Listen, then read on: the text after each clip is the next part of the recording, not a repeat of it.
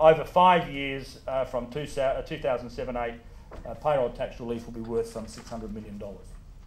And as the Premier said, on top of all the other taxes that we've cut and abolished, under our government by 2010 we will have abolished $3 billion worth of personal and business taxes in this state. 6,500 employers will benefit, employing an estimated 380,000 South Australians. And 300 employers who are currently paying payroll tax or who may have will no longer be liable for payroll tax. So they should be pretty happy with this. Okay. Economic development, a number of extra initiatives, a big investment in terms of the Tour Down Under. What the Tour Down Under gives us is not just the event itself, but a perfect package of promotion and really putting our state on the map in the key markets of this country in terms of Europe.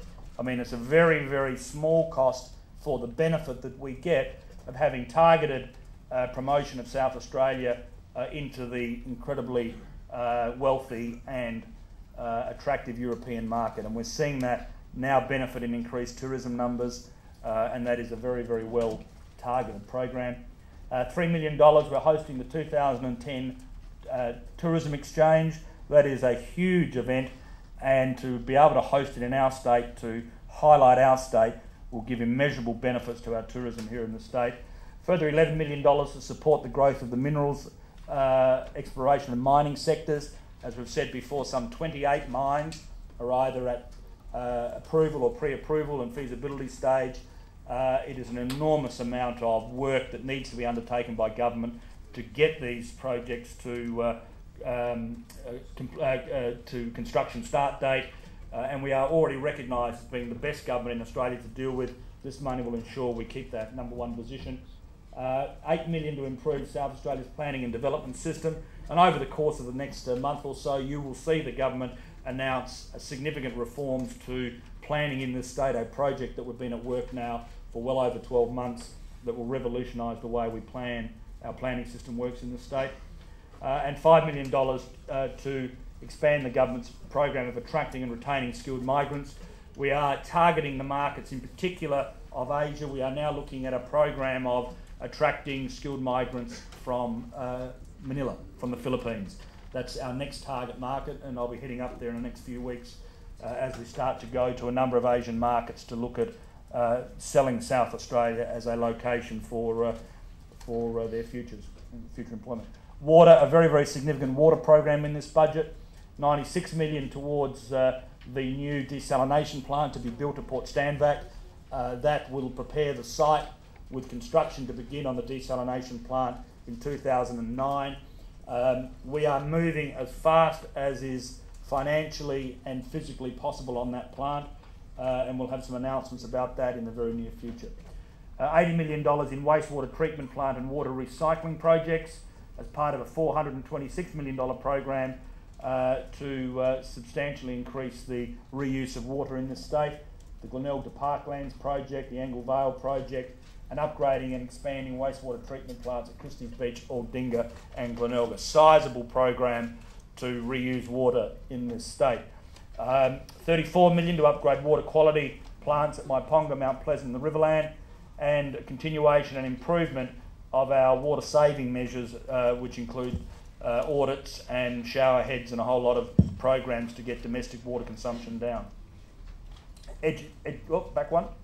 Education. We are providing $10 million over 4 years to improve our school retention program. We've already been incredibly successful in getting our kids to stay at school longer and with better educational results, but we need to keep improving that program, and we're doing so in this budget. $70 million capital program to include 10 new school upgrades. This is as well as work beginning on the 6 super schools, which are a public-private partnership and therefore are not part of this budget cycle, but that work is commencing. It only affects the budget when we take the keys to the buildings. And through the COAG arrangements, the Commonwealth Heads of Government arrangements, we are negotiating a funding package now with the Commonwealth where 630,000 new skilled places will be provided around Australia, of which South Australia can expect to get its proportional share we should be somewhere in the order of 40 or 50,000 places, and the exact funding of that is still in negotiation. Next. Reallocating, there is a savings schedule in this program. I am a strong believer that notwithstanding strong revenue flow and notwithstanding strong healthy surpluses, I've got to keep downward pressure on the public sector in terms of its size and efficiency. We are putting a rolling program in place, 25 million for the 09-010 year.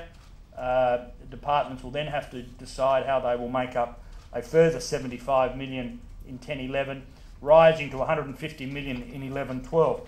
We are excluding a large number of operational agencies within government. We will be totally exempting from these measures the emergency services agencies, the Fire East, CFS, SES, SAPOL will be immune, the Courts Administration Authority, State Electoral Office will be immune from any cuts. The AG's department will have partial exclusion where it impacts on our law and order program, and Premier and Cabinet will be excluded in part for the large number of community grants programs provided for in the budget. This will represent 1.5% efficiency cut in year one of the program, that's there, rising to 3% there, and eventually it'll be a 6% efficiency target aimed solely and exclusively at the administration of government, not the frontline services. So hospitals, schools will be immune from these cuts, frontline services will be immune, but what I'm foreshadowing is a significant attack, in a sense, on bureaucracy and government administration that we need to make more efficient, reduce the cost, which then gives us that capacity to put that money back into frontline services. What this effectively represents now is that in most of my budgets, if not all, there's been a theme of constant efficiency, reform and dividend and savings. It's an ongoing process, and the only way a state government can meet the health needs and other demands of our state is if we do that hard work every year. Okay. Prudent provisions, I mean, I've kept, as I always do, prudent provisioning for wage outcomes. I'm very confident that we have sufficient provisioning within government for wage outcomes, and we do signal that we will give fair and appropriate wage reward to our employees in government, but we cannot meet excessive demands, and we won't. We have two reasons. One is that the Prime Minister has made it very clear that excessive wage outcomes will come back to bite us in higher interest rates as it fuels inflation. We have a responsibility to maintain discipline, and equally we simply don't have the financial capacity to pay above what is a fair and reasonable outcome.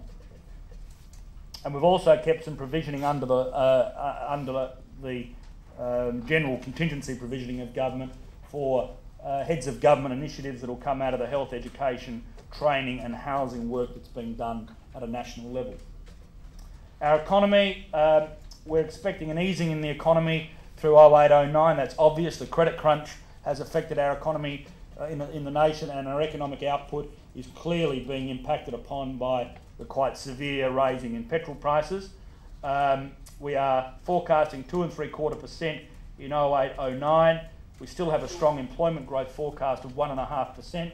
We are forecasting GSP, gross state product, to grow marginally behind that of Australia, but we are also expecting, though, significant employment growth, which is very close to that is occurring nationally. So what that says is the reality is, as a smaller state with a smaller population, it is difficult for us to be measuring the same economic output as the nation in general, but by the strong jobs growth that we're forecasting says that we know, though, that we've got near full employment in the state, and that'll continue.